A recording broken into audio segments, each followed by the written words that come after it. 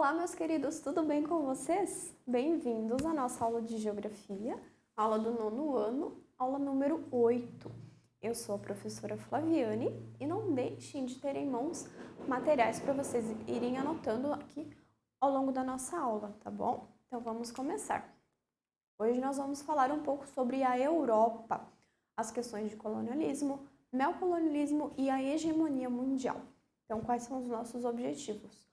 Pontuar as diferenças entre esses conceitos, né, diferenças e similaridades entre colonialismo e neocolonialismo e correlacionar como eles, né, esses conceitos, eles influenciaram a configuração social do mundo através da hegemonia europeia. Vamos lá, então? Colonialismo e neocolonialismo, eles são momentos diferentes, tá? Então, cada um aconteceu em uma época diferente, porém eles têm algumas coisas em comum. A gente vai ver o que que é. O colonialismo foi ali no século XVI e o neocolonialismo final do século XIX e ali o século XX, tá? Então aconteceram momentos diferentes, mas com características em comum. O primeiro, né, o colonialismo surge dentro do capitalismo comercial e mercantil, né? Apoiado pelos estados absolutistas europeus da Idade Moderna. E o neocolonialismo está relacionado à segunda revolução industrial e ao capitalismo financeiro. Então, o primeiro, ele está mais relacionado a questões das grandes navegações, ali com o descobrimento de novos locais. O segundo já é relacionado mais à revolução industrial, então ao mundo mais moderno, tá? O colonialismo, né, foi uma dominação direta, econômica e política, né, principalmente sobre os territórios americanos, africanos e asiáticos, né, e aconteceu ali na época das grandes navegações. Designa, né, a doutrina política, econômica e militar que embasa as conquistas territoriais com o intuito de estabelecer controle e autoridade da metrópole por meio da imposição administrativa e cultural, ou seja, os países europeus ali dominando as suas colônias, tá? Inicialmente, né, era um termo usado pelos romanos quando eles queriam se referir a comunidades rurais fora do seu território. Porém, né, essa denominação ela ganhou outros ares, né, quando o termo colônia ele é de origem latina e significa um lugar para a agricultura. O objetivo do colonialismo pode ser comparado ao expansionismo, que é uma prática de acrescentar mais territórios ao local, né, àquele local que já possui, tá? Então, esse termo ele ganhou novos ares ali com essa questão dos europeus, né, colonizando, desbravando outros locais. A principal característica, né, do colonialismo, né, foi o momento em que a produção colonial passou a ser organizada com o intuito de satisfazer os interesses, né, territoriais dos países europeus. Aqui é um ponto bem importante, uma colônia sempre é parte integrante do império, podendo ser considerada uma consequência ou efeito colateral da expansão territorial. Então aqui uma colônia ela sempre vai ser anexada, ela sempre vai fazer parte de um império maior, tá? Séculos XV e XVI, né?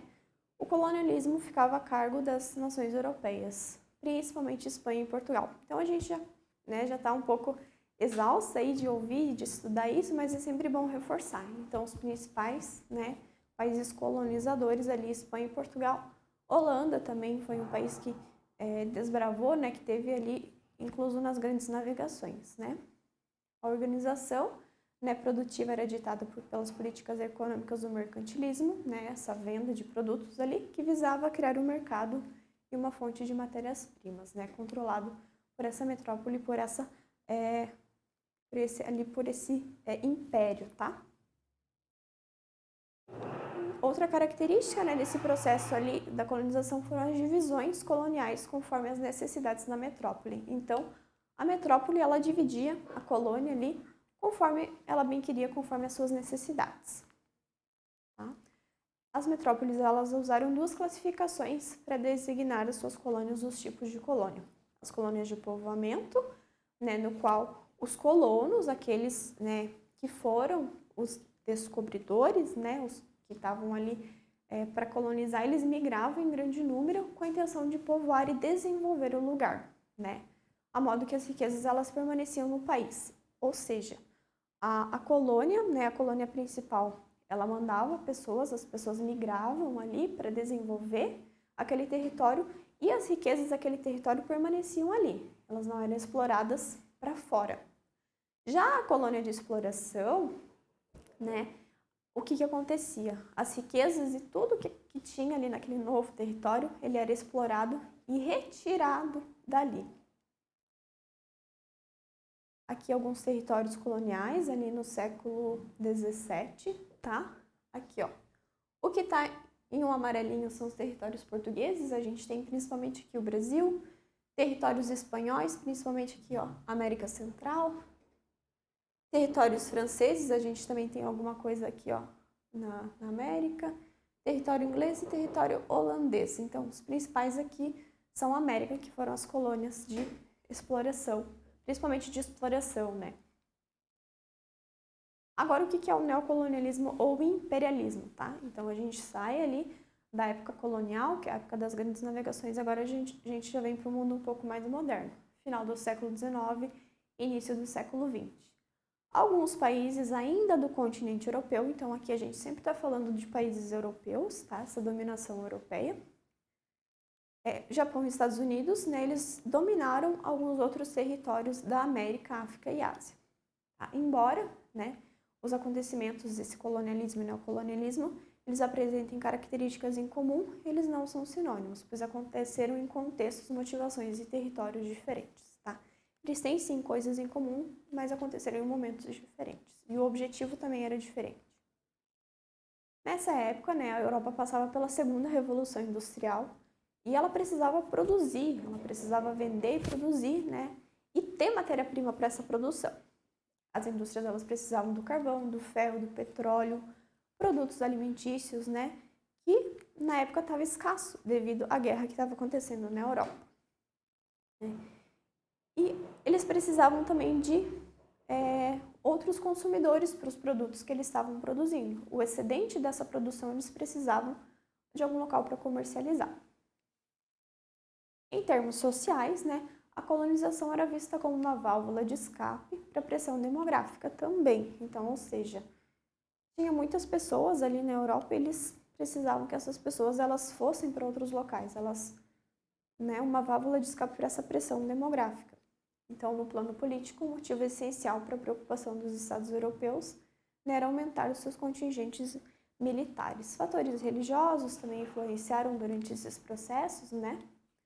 E os missionários eles queriam converter alguns outros povos, né, para a sua crença que era o cristianismo. Então, aí mais uma vez, a religião acaba entrando nesse meio. Durante os países que se lançaram, né, essa conquista neocolonial, o mais bem sucedido foi a Inglaterra, né, que conseguiu ter um império, né? Como resultado, todo o continente africano foi conquistado, tá? Exceto Etiópia e Libéria, mas enfim, todo o continente africano foi conquistado pela Inglaterra. Na Ásia também a gente teve alguma coisa ou outra ali, a Guerra do Ópio, né, que aconteceu ali nessa região ali da China, da Ásia, e o Tratado de Pequim. O Japão foi um território que conseguiu impedir essa entrada estrangeira durante muito tempo, porém ali na segunda metade do século XIX, né, quase ali início do século XX, algumas tropas dos Estados Unidos conseguiram adentrar ali naquela nação. Então, o Japão conseguiu resistir durante muito tempo à entrada de estrangeiros. E um dos fatores decisivos, né, para essa questão do neocolonialismo, um fato marcante foi a Conferência de Berlim, que também, né, ficou conhecida como a Conferência do Congo ou da África Ocidental. O que aconteceu? Nessa conferência houve a divisão da África, né? O objetivo mascarado ali era regulamentar a liberdade de comércio nas bacias do Congo e do Níger, assim como as novas ocupações, né, dentro da costa ali da África. Porém, o real objetivo era discutir sobre a participação dos países europeus na divisão do continente africano. Então, agora a gente vai ver o que aconteceu. Eles dividiram a África entre si, os países europeus. Cada um pegou um pedacinho da África, tá? Então aqui, ó, as cores indicam os países, tá? França, Portugal, Espanha, Bélgica, Império Britânico, a Itália, o Império Turco, o Império Alemão, todos aqui pegaram um pedacinho da África. Menos de 30 anos depois dessa conferência, Inglaterra, França, Alemanha, Bélgica, Itália, Espanha e Portugal já haviam conquistado e repartido entre si mais de 90% do território africano. 90% das fronteiras atuais da África foram herdadas graças a essa questão dessa partilha, tá?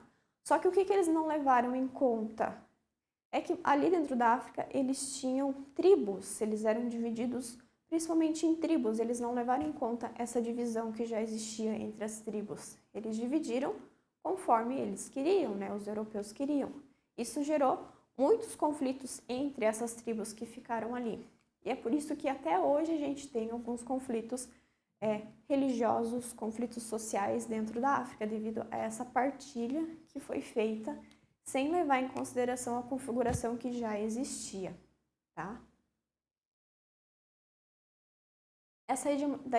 Isso nos traz a hegemonia europeia, tá? Como a gente já observou, né, a Europa dominou, né, sempre exerceu uma enorme influência de dominação sobre outros países, né?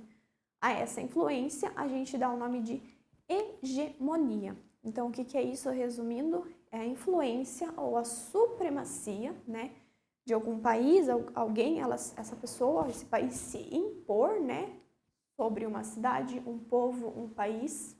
Essa supremacia ela pode ser política, econômica, militar ou cultural. Então, é a imposição de alguém, de um local, de um país, sobre um povo menos forte, tá? A hegemonia europeia foi basicamente o acúmulo do poder militar, político e econômico da Europa em relação ao resto do mundo. Então, porque eles tinham uma força militar, eles tinham uma força econômica e tinham um poder político bem estruturado, eles acabaram se vendo no direito de se impor sobre nações que não tinham tudo isso, que não tinham como bater de frente com eles. O maior exemplo, né, da hegemonia europeia são as grandes navegações, lá no período da colonização, e o neocolonialismo e imperialismo, que foi ali essa influência, né, principalmente nos países africanos, tá? E isso gerou o quê? Também se estendeu, né, para o mundo inteiro, por meio de universidades, leis, religiões, formas de sistema de governo. Tudo isso vem dessa imposição europeia. Muito do que a gente tem vem dessas imposições que a Europa acabou colocando para o resto do mundo, tá? Isso ficou. Então, é isso que é a hegemonia. A gente vê até hoje questões ali como a religião católica, né, que domina o mundo, formas de arte, de governo, o inglês, o francês, que o inglês é a língua mais falada ainda no mundo.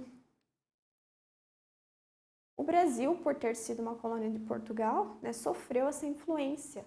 Portugal, lembrando, é um país europeu, então nós sofremos essa influência europeia. Religião ali, né, é uma das principais. Além da língua que a gente fala aqui no Brasil é o português, então essa imposição, né. Os portugueses trouxeram também mudanças arquitetônicas, né, na questão das artes também influenciaram, né. Então, muitas dessas questões, muito do que a gente é hoje, é por essa influência europeia e aqui no Brasil, né, essa influência portuguesa. Aqui em Santa Catarina, nós tivemos essa influência alemã, né, que a gente tem na língua, que às vezes avós ou algum parente de vocês, às vezes até fala o alemão, né, ou vocês já ouviram falar outras pessoas próximas ali falando o alemão. A gente tem a influência na arquitetura, né, cidades tradicionais alemãs, as festas. Os italianos também, eles exerceram uma forte influência aqui na formação do nosso território. Então, tudo isso é influência europeia dentro do mundo, dentro do Brasil e aqui dentro do nosso estado também. Então, é isso, gente, para a nossa aula de hoje, né? Influência europeia, o que é essas questões ali, como tudo se relaciona. Não deixem, tá, de fazer as atividades, de revisar as aulas e a gente se vê na nossa próxima aula, tá bom? Tchau, tchau!